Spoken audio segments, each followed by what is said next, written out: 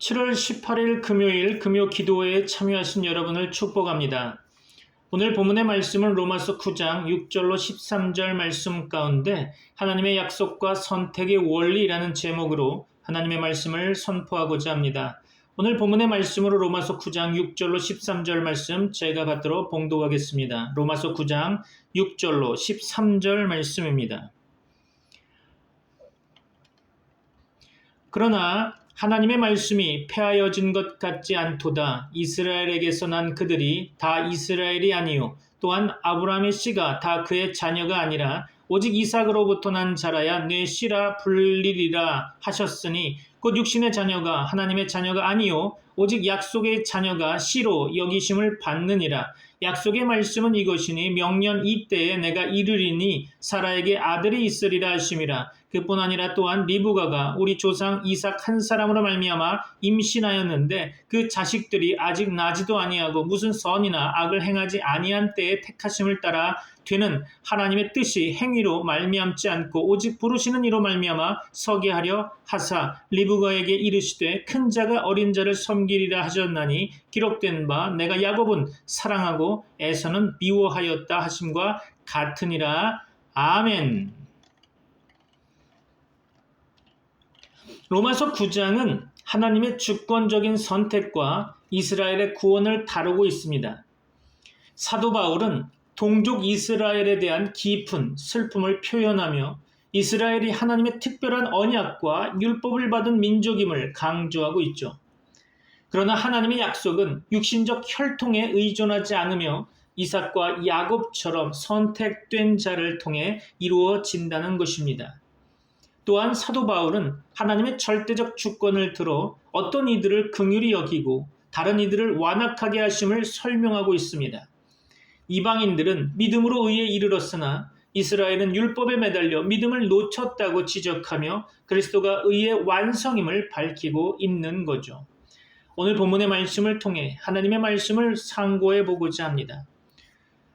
로마서 9장 6절로 13절 말씀, 오늘 본문의 말씀은 하나님의 구원 계획이 인간의 혈통이나 노력에 의존하지 않고 오직 하나님의 주권적 선택에 따라 이루어진다는 깊은 진리를 보여주고 있습니다. 그렇죠? 바울은 이스라엘 민족 중 많은 이들이 복음을 거부하고 있음에도 불구하고 하나님의 약속이 실패한 것이 아님을 선포하고 있으며 선택의 원리를 통해서 하나님의 주권과 은혜를 강조하고 있죠. 오늘 본문은 하나님의 약속의 신실함과 인간의 공로가 아닌 하나님의 은혜로 이루어지는 구원의 원리를 묵상하게 합니다.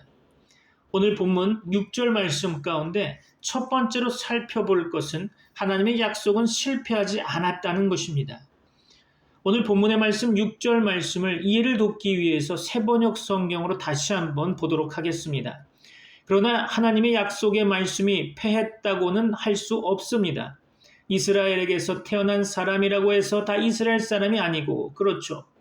바울은 이스라엘 민족의 일부가 복음을 거부한 상황이 하나님의 약속의 실패로 보일 수 있다는 우려를 해소하고 있는 거죠. 그는 혈통적으로 아브라함의 자손이 된다고 해서 모두가 참된 이스라엘이 아니라고 선언하고 있는 것입니다. 하나님의 약속은 혈통적 조건에 매여 있지 않으며 오직 하나님의 선택과 은혜로 이루어진다는 것을 기억하시기 바랍니다. 하나님의 약속은 인간의 상황이나 실패에 의해 좌우되지 않습니다. 그렇죠? 이스라엘의 일부가 불순종했다고 해서 하나님의 계획이 흔들리는 것이 아니라는 것입니다. 우리도 삶의 혼란 속에서 하나님의 약속이 실패한 것처럼 느껴질 때가 있겠지만 하나님의 계획은 항상 신실하며 그분의 약속은 결코 변하지 않는다는 것을 기억하시기 바랍니다. 두 번째로 살펴볼 것은 본문 7절로 9절 말씀 가운데 언급한 바와 같이 약속의 자녀와 육신의 자녀를 비교해 보고자 합니다. 본문 7절로 9절 말씀 이해를 돕기 위해서 새번역 성경으로 받들어 봉독하겠습니다. 아브라함의 자손이라고 해서 다 그의 자녀가 아닙니다. 다만 이삭에게서 태어난 사람만을 너의 자손이라고 부르겠다 하셨습니다. 이것은 곧 육신의 자녀가 하나님의 자녀가 되는 것이 아니라 약속의 자녀가 참 자손으로 여겨지리라는 것을 뜻하는 것입니다. 그 약속의 말씀은 내년에 내가 다시 올 때쯤에는 사라에게 아들이 있을 것이다 한 것입니다. 아멘. 그렇습니다. 바울은 아브라함의 자손 중에서도 하나님의 약속에 따라 선택된 자녀만이 참된 자손임을 강조하고 있습니다. 아브라함의 두 아들 이스마엘과 이삭을 예로 들어서 혈통적 자녀인 이스마엘이 아닌 약속의 자녀인 이삭이 하나님의 뜻에 따라 선택되었음을 보여주고 있는 거죠. 본문에서 언급한 바와 같이 육신의 자녀가 하나님의 자녀가 되는 것이 아니라, 그렇죠, 인간적인 기준이 아니라 하나님의 약속과 주권적 선택에 의해서 하나님의 자녀가 결정되는 것입니다. 믿습니까? 또한 본문에서 언급된 약속의 말씀이라는 것은 이삭이 단순한 자연적 출생이 아니라 하나님의 초자연적 개입과 약속으로 태어난 자라는 것이죠. 하나님의 선택은 인간의 혈통이나 노력으로 결정되지 않습니다. 그렇죠?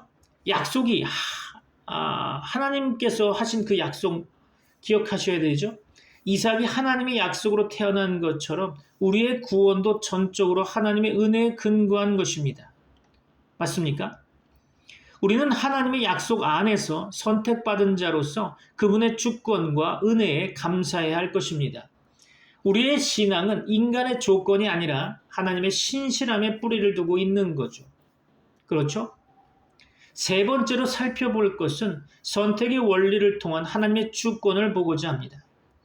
오늘 본문의 말씀 10절로 13절 말씀을 다시 한번 보겠는데요. 새번역 성경으로 받들어 봉독하겠습니다. 그뿐만 아니라 리브가도 우리 조상 이삭 한 사람에게서 쌍둥이 아들을 수태하였는데 그들이 태어나기도 전에 무슨 선이나 악을 행하기도 전에 택하심이라는 원리를 따라 세우신 하나님의 계획이 살아있게 하시려고, 또 이러한 일이 사람의 행위에 근거하는 것이 아니라 부르시는 분께 달려있음을 나타내시려고 하나님께서 리브가에게 말씀하시기를 형이 동생을 섬길 것이다 하셨습니다. 이것은 성경에 기록한 바 내가 야곱을 사랑하고 에서를 미워하였다 한 것과 같습니다. 아멘. 그렇죠. 바울은 리브가의 두 아들 에서와 야곱의 예를 통해 하나님의 선택이 인간의 행위와 무관하다는 점을 강조하고 있습니다. 그렇죠. 두 자녀가 태어나기도 전에 하나님은 야곱을 선택하고 에서를 배제하셨습니다. 이는 하나님의 선택이 인간의 공로나 선악에 근거하지 않고 오직 하나님의 주권적 계획에 의해 이루어진다는 것을 보여주고 있는 거죠. 본문 말씀 가운데 택하심이라는 원리를 따라 세우신 하나님의 계획이 살아있게 하시려고 라는 말씀은 하나님의 선택이 인간의 자격이나 행위와 무관하다는 것입니다. 이는 하나님의 주권을 드러내는 행위인 거죠. 또한 내가 야곱을 사랑하고 에서를 미워하였다라는 말씀은 이는 개인적 감정을 표현하는 것이 아니라 구속사의 역할을 결정하시는 하나님의 선택을 강조한 말씀이라 할 수 있겠죠. 그렇죠? 하나님의 선택은 우리의 행위에 의존하지 않습니다. 우리는 스스로 구원을 이룰 수 없는 연약한 존재이지만 하나님의 은혜로 선택받아서 구원의 자리에 서게 되었던 것이죠. 이 진리는 우리에게 겸손과 감사의 마음을 심어줍니다. 그렇죠?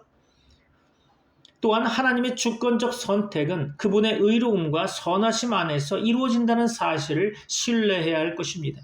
그렇죠? 네 번째로 살펴볼 것은 하나님의 약속과 선택을 바라보는 우리의 자세를 좀 살펴보려고 합니다. 로마서 9장 6절로 13절 말씀은 하나님의 주권적 선택과 약속의 성취가 인간의 자격이나 행위가 아니라 하나님의 은혜에 근거함을 강조하고 있죠. 이 진리는 성도들로 하여금 하나님의 구원 계획 앞에 겸손히 서게 하며 하나님의 은혜를 더욱 깊이 깨닫게 합니다. 오늘 본문의 말씀을 좀 더 깊이 묵상해 보고자 합니다. 첫째로 구원의 주권은 하나님께 있다는 것을 기억하시기 바랍니다. 우리는 구원의 주권이 하나님께 있다는 사실을 인정하며 우리 자신이 아닌 하나님의 은혜에 감사해야 할 것입니다. 둘째로 하나님의 신실함을 신뢰하라는 것입니다. 이스라엘의 실패에도 불구하고 하나님의 약속은 여전히 유효하죠. 하나님의 신실하심은 우리의 연약함 속에서도 구원을 이루어 가십니다. 믿습니까? 셋째로 겸손과 감사로 하나님께 응답하라는 것입니다. 우리의 구원이 우리의 노력이나 자격 때문이 아니라 전적인 하나님의 선택에 의한 것임을 인정하며 겸손과 감사의 태도로 하나님을 섬겨야 할 것입니다. 그렇죠? 넷째로 하나님의 뜻을 신뢰하라는 것입니다. 하나님의 선택과 섭리는 우리가 이해하지 못할 때에도 완전하며 우리는 그분의 주권적 계획을 신뢰해야 할 것입니다. 결론적으로 말씀드리면 오늘 한마디로 정리할까 하는데요. 하나님의 약속과 선택의 은혜를 찬양하라는 것입니다. 로마서 9장 6절로 13절 말씀은 하나님의 약속이 실패하지 않았으며 하나님의 선택이 인간의 조건과 무관하게 이루어진다는 사실을 가르치고 있습니다. 그렇죠. 이 진리의 말씀은 성도로 하여금 하나님의 은혜와 주권을 깊이 묵상하게 하며 그분의 구원의 계획 속에서 우리가 받은 은혜를 감사하게 하죠. 우리는 하나님께서 행하시는 모든 선택과 섭리가 선하고 의롭다는 것을 믿어야 할 것입니다. 또한 우리의 구원이 전적인 하나님의 은혜임을 깨닫고 그 은혜에 감사하며 살아가야 할 것입니다. 하나님의 약속은 언제나 신실하며 그 약속을 성취하시는 하나님을 우리는 찬양해야 할 것입니다. 오늘 이 시간 여러분의 삶 가운데 하나님의 신실하신 약속을 신뢰하며 그 약속을 성취하실 하나님을 기대하는 믿음의 성도들이 되시기를 주 예수 그리스도의 이름으로 축원합니다. 기도하겠습니다. 지금은 우리 주 예수 그리스도의 은혜와 하나님의 사랑과 성령님의 교통하심이 트리니티 미라클 교회 모든 권속들과 세계 교회 위에 이제부터 영원까지 함께 있을지어다. 아멘. 구원하심이 주께 있네. 보좌에 앉으신 하나님께 어린 양께 모든 영광 우리의 찬송을 받으소서. 구원하심이 주께 있네. 영원히 찬양하리라. 능력과 영광과 지혜와 힘 모든 찬양이 주께 있네.